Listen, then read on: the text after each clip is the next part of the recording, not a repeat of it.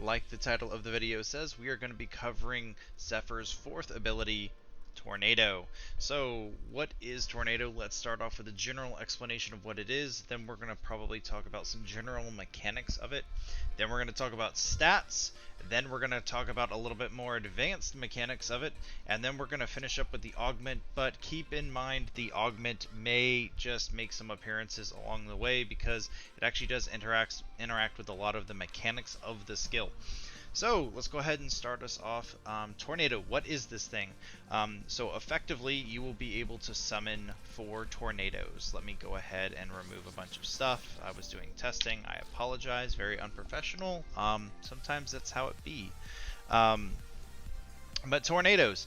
You have a drain of 100. This is very standard for a fourth ability. It costs 100 energy. This is a lot. The duration is 20 seconds. That isn't a super long time, especially for the cost. But it isn't a super big deal. We can definitely both scale both of those. Tornadoes, 4. That means you summon 4 tornadoes whenever you press this ability. This is not scalable. You cannot increase this with ability strength. You cannot increase this with range or anything else. It is always 4. The only thing in the entire game that affects this is the augment. The augment does add 8 additional tornadoes, but has some negative effects as well. Now, we have a damage per second. This is split up between slash, impact, and puncture. However, very often you are actually going to not be dealing physical damage at all with these tornadoes, at least directly through the tornadoes themselves. And then finally, we have a radius of 25 meters. So now that we kind of talked a little bit about the stats themselves, so you have a general understanding of what is going to happen when I press this button, we're going to talk about stats more in depth later because some of these aren't as they appear. So what happens when I press the button? We get 4 tornadoes. Now, interestingly, if I have these 4 tornadoes out and I press the button again, I do not get 4 more tornadoes. I simply get 4 new tornadoes. The old ones disappear. These tornadoes can go through solid objects such as walls. I don't believe they can go through floors, but they can go through ceilings, at least partially, from their height. They can be spawned in the air, and then after they've done what they have, and they've done their little initial animation, they will fall back to the ground wherever they can. So it's a little interesting, but considering the fact that it is very much like kind of like Hydroid's 4, where he can only have 1 active at a time, the efficiency isn't going to be able to scale this skill in a super meaningful way. You're not going to be able to summon, 40 or 50 or 60 tornadoes. It's always going to be whatever the single cast limit is. So we also see that it moves through things. It has a couple other interesting kind of quirks. So these things, whenever you summon them, they will seek out nearby enemies, and they will actually immediately spawn on nearby enemies if possible. This is very similar, again, to Hydroid's 4th ability, Tentacle Swarm. So these things will move around. The wiki says they move at a rate of about 2 meters per second. I have no real way to clock that in, so sure, that sounds good to me. Now, not even quite finally, we have the ability for Air Burst to affect these things.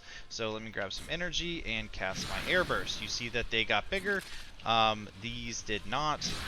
So it is completely separate. You must actually hit the specific tornado that you cast Air Burst at to make it grow. So they don't all grow together. This growth is not incredibly powerful, though. I will say that.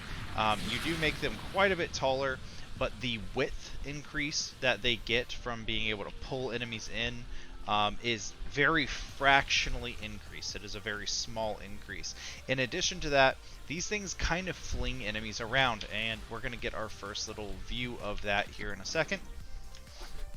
So whenever you cast this ability, these things are going to instantly spawn underneath them and pick them up. Now, after a few seconds of being in there, they normally will get kind of thrown out, as you see. The damage to them isn't incredibly effective. So this does do a mix of physical damage types. However, if you were to shoot these things, they actually, you saw for a brief moment there that it changed colors. So whenever I cast this ability, this is where we're going to get into another mechanic before we get into the elemental, because see, these guys are pretty spread out. Whenever I aim at a location, it's still going to spawn tornadoes on top of the people. In addition to that, we're going to see that if I can actually hit the tornado, it turns into fire damage. Also, I can kind of leash this tornado around and hit the people I want to hit with it. This is limited to one of the tornadoes. This is regardless of whether or not you use the augment. So the controlling of one tornado is kind of nice. Effectively, whenever you aim down sights, one tornado that it selects will actually go in the direction. I think it's the closest one to your reticle at the time gets chosen. So I can kind of vary it around a little bit and pick people up. It doesn't affect any of the other tornadoes. This is a shame because that would make it very actually good. Because there's some other mechanics that we're going to talk about in a bit. So let's go ahead and talk about, and I'm going to try to get through this quickly because there's a lot of weird mechanics, and after this we have stats and then the augment as well, so there's just a lot to this skill, and you know, I've been told my videos are pretty long, so I'm trying to cut that back a little bit. So whenever I summon these things, you can actually change their elemental type. You can change this to pretty much any elemental type. If I convert it to heat and then I hit it with cold damage, it will not turn into blast. It will always be whatever the unified elemental type is the highest. So that means if you actually shoot it and you deal, I don't know, 200 viral damage and 300 heat damage, it will be a heat type. It won't be both. Also, if you use two normal, like electricity and fire, it won't turn into radiation. It'll just be whichever one is higher. Now, that being said, these things actually do record all of the damage dealt to them over their life, but it's not actually super complicated to figure out how you would work this. Effectively, if your gun deals more fire damage than the other types of damage, it'll just always be fire. It doesn't matter how many times you hit it or with what aspect you hit it with. The only exception to this are the very, very few guns that can hit with different types of damage depending on an explosion or a direct impact. One example of this would be the Shedu, which can do different elements depending on if you make a direct impact or if you just hit with the radial explosion. So other than those kind of niche cases, it really is always going to be very consistent with what weapon you're using. Now, in addition to this, tornadoes will actually replicate the damage that you deal to the tornado itself. So what does that look like? So let's go ahead and cast some tornadoes. They're lifted in the air, and I'm going to shoot one of the tornadoes. And you can see I actually have numbers popping up out of the tornadoes. If something is in that tornado, you saw him get hit while he was in there. I'm trying to get one guy and just be really controlled, but you can see how these guys are actually being hit by the tornado. Watch out. There we go. So you're able to actually replicate your damage onto all of the enemies at once. But this isn't even close to this thing's actual power. So, what do I mean by that? Well, effectively, in order to use it like I was just showing, you have to sacrifice your direct hit against an enemy to actually deal this damage to the tornado. Yes, you can replicate that single shot into all of the enemies within the tornado.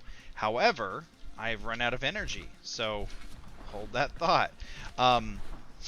However, if you use a weapon that has an AoE component, you will be able to replicate that damage many, many times over. So what I'm going to do right now is I'm actually going to show a single shot from the Corinth, and this is the alternate fire. So boom, I hit him with the alternate fire. This is a great gun, great alternate. They really buffed the primary. That's a little side sales pitch, but you can see we didn't do an insane amount of damage. This guy looks like he got some more statuses than the others. So none of these guys are like really like absolutely crushed. Some of them are around half health. But if I ever cast Tornado, it will actually replicate all of that damage onto all of them. There we go. The first one didn't impact, guys. I'm sorry about that. just so you know, if the Corinth directly impacts somebody, it deactivates. So let me do that again, just so it doesn't appear like I cheesed it in some way. It's there. Oh, and the tornadoes ended. Great. So now it's going to seem like I cheesed it again. Fantastic. Sorry about this, guys. Let me clean it up one more time. I shouldn't have tried to do it with the leftover remnants of the tornadoes. So whenever I cast this, I'm going to get my tornadoes. And I did it again. No, I didn't. Okay, we're good. I thought I did it again. That was close. And as you can see very clearly, they took a crazy amount of damage. Now, the crazy thing about this is that it looks really great in the simulacrum, and I just boom, and they're all grouped together. But in a real map scenario, that's not going to happen. Right? They're not going to be grouped up like that. My tornadoes are going to be running rampant throughout the entire map. However, you are very often going to get value out of this, and let me show you an example of why. So if you run with funnel clouds, which if you're doing a tornado-based build, I would recommend you do. But you can very clearly see when a tornado is going to replicate its damage. So I'm going to go ahead and summon my funnel clouds, and you see all these guys. Did you see all the numbers that popped up? Even once they're spread out, I'm able to hit quite a few, just, you know, willy-nilly firing. And this is a great AoE weapon, so not all weapons are going to be able to, you know, push this skill as far as this gun is. However, you are going to get more value out of it when you use these big explosive weapons. Now, the cool thing about this, and I won't go too far into the augment, but, you know, if you have these small little guys, there's more of them, which means more replication. So you're going to be able to replicate a lot, and you're going to be much more likely to hit spread out enemies with it as well. So jumping back off the augment a little bit, let's talk a little bit more about the actual damaging component of the tornado. So it does a very, very small amount of damage, but it deals it very, very fast. This can be synergistic with certain helmet abilities.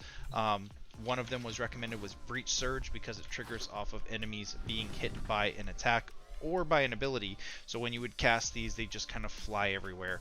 Now, typically, I'm going to be reserving my Helmet's Judgments, especially for things that I have tried. I have not tried that combo yet, so I can't say for certain. I am currently working on consuming my Wisp, so I've got that on the way, so I'm definitely going to be testing that. And B, I'm usually going to be doing it in the inverse, so I'll probably talk more about a helmet's ability to affect other frames rather than an ability to consume another helmet ability. And I hope that made sense. It kind of made more sense in my head, but, you know, it is what it is. In addition to this, there's some pretty interesting mechanics that we can see, and that is the fact that if we actually deal a little bit of damage, it's kind of hard to tell, especially with a bunch of enemies and stuff, but you actually get more damage from critical attacks whenever you deal damage through a tornado. The wiki says this is double, and I think that's probably right. It's really hard to figure out the exact numbers.